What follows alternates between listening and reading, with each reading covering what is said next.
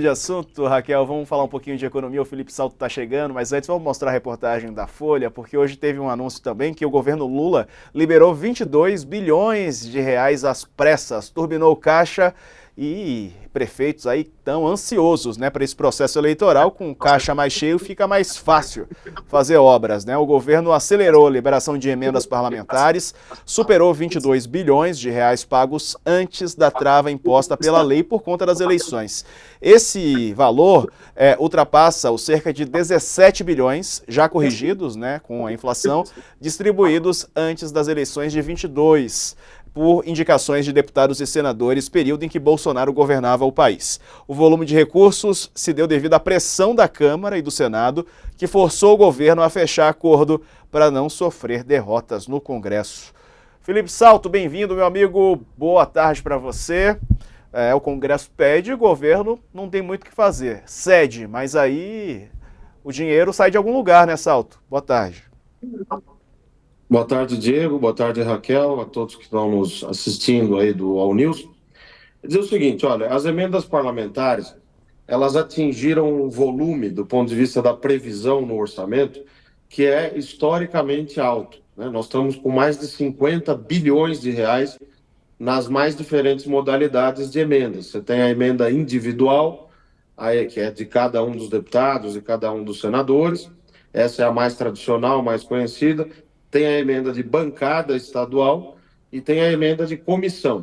Essa terceira é a mais turbinada, né? Em 2024, ela era pequenininha, o montante costumava ser pequeno, e esse ano foi turbinado para substituir, em parte, aquelas emendas do relator, né? Que ficaram conhecidas como orçamento secreto, denunciadas à época pela imprensa e que o Supremo declarou inconstitucionais.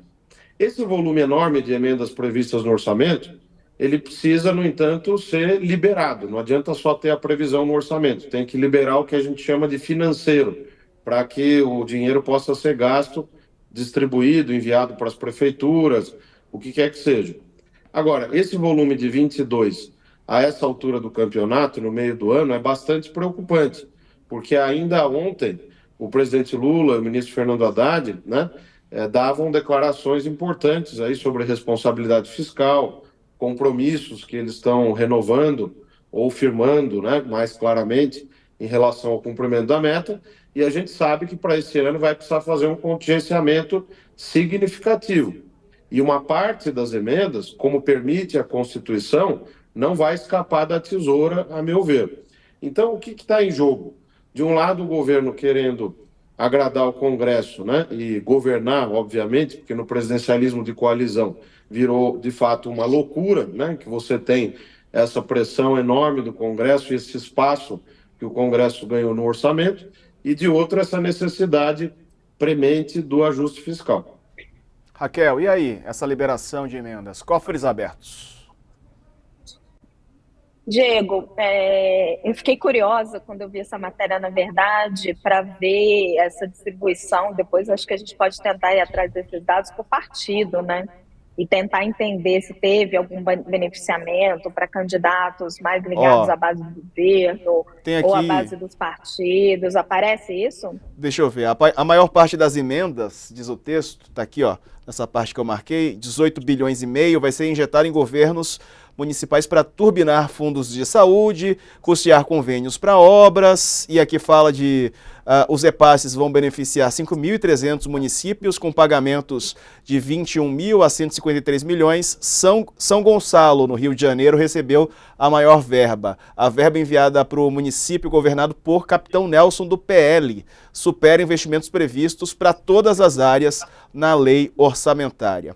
O dinheiro para a saúde domina pagamentos de emendas porque as indicações individuais de deputados devem ser aplicadas nesse setor, né? E aí tá aqui, portanto. O que a Folha traz de destaque, que eu consegui pegar aqui, é isso. Foi para São Gonçalo, viu? Mas é um prefeito do PL. Um município, né? Um município da oposição aí que recebeu um embate, uma quantidade grande. Mas a gente precisa ver assim, a distribuição também, se acabou beneficiando mais candidatos do governo, candidatos da oposição, ou se aconteceu ali uma coisa republicana entre aspas, vamos colocar Ô, assim. Raquel, Mas assim, essa corrida já era esperada. só para trazer Perdão, o número, Diego. imagina, eu que peço desculpas porque eu cheguei aqui no ponto da reportagem, pode colocar aqui, pessoal, que os dados já disponíveis apontam que parlamentares do PL, maior bancada da Câmara, lideram o valor de emendas, quase 2 bilhões de reais. A cifra equivale a cerca de 42% das emendas disponíveis para deputados e senadores. A proporção desembolsada é inferior a bancadas como o PSD, com 67, 67 e PT com 52% pagos. Portanto, dos repasses, maior quantidade já liberada foi para o PL mesmo, quase 2 bilhões. Então a gente vê que está, teoricamente, aí republicano, né? Que não é só o ministro Padilha que está com essa caneta, muito provavelmente o presidente da Câmara, Arthur Lira, e todos os líderes partidários estão fazendo essa distribuição. Assim, já é esperado essa corrida por conta do limite eleitoral, e o grande problema, o problema de fundo é esse que o Felipe Salto está abordando, é o tamanho do orçamento para emendas.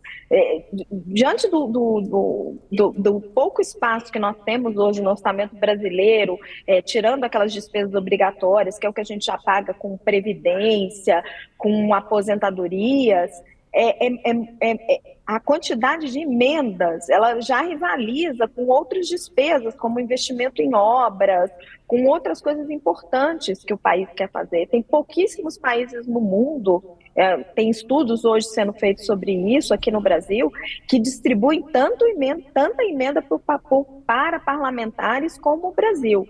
E apesar de o Supremo ter proibido o chamado orçamento secreto, o Congresso e o governo já acharam mecanismos para driblar isso daí. Então tem as chamadas emendas PIX, que você não tem, você não sabe, você não tem transparência do que está sendo feito esse dinheiro.